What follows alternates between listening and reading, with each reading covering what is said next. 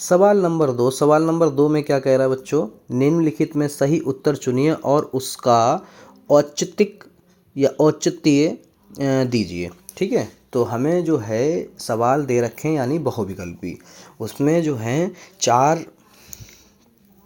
जो है ऑप्शन दे रखे हैं, उसमें से हमें पता लगाना है कि कौन सा सही है। लगाना है, तुक्का नहीं मारना है। ठीक है, तो कैसे लगाते हैं आइए देखिए। तो पहले जो है हमें एक श्रेणी दे रखी है, उसमें हम श्रेणी को लिख लेते हैं कि श्रेणी है श्रृंखला 10, 7, 4, डॉट डॉट डॉट और का 30वां पद। ठीक है, चलिए देखते हैं क्या है कि 30वां पद निकालना है।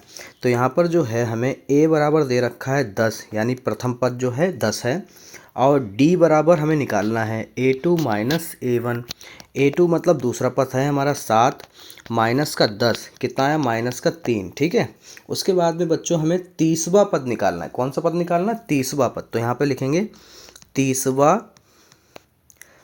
पद। अब यहाँ पर आपको एक चीज़ बतानी है कि ये जो है आपको दे रखा है A30, मतलब an जो है वो 30 दे रखा है। क्या दे रखा है, 30। और इसको निकालने के लिए एक फार्मूला होता है कि A30 है तो इसमें से एक जो है D कम कर दीजिए। तो A प्लस होना तो 30D चाहिए था, मगर 30D होगा नहीं। 30D क्यों नहीं होगा, क्योंकि n-1 होता है। तो n-1 का मतलब 30 में से एक जाएगा तो क्या बचेगा, 29D। ये मैंने आपको पीछे भी बताया होगा, तो यहाँ पे सीख लीजिए। ठीक है, अब यह क्या करना है, यहीं से फार्मूला लगाना है। तो a बराबर आपका 10 दे रखा है, 29 गुणे d बराबर माइनस का 3 है। 10 प्लस 29 की गुणा जब आप -3 से कराएंगे तो माइनस का आएगा 87। कितना आया बच्चों, 87।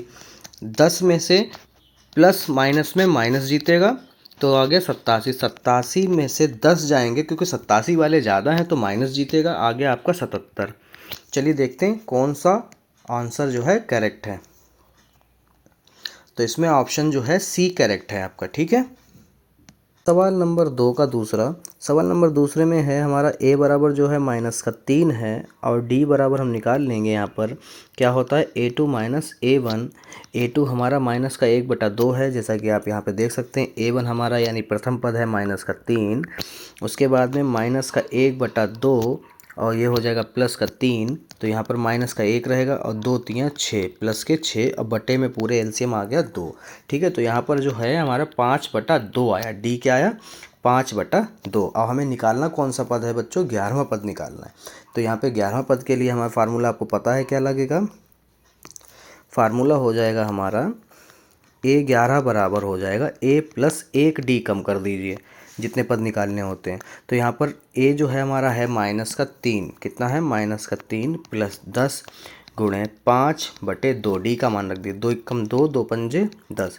यहाँ पर माइनस का 3 प्लस 5 गुणे 5, यहाँ पर हमारा आ जाएगा माइनस का 3 प्लस 5 25।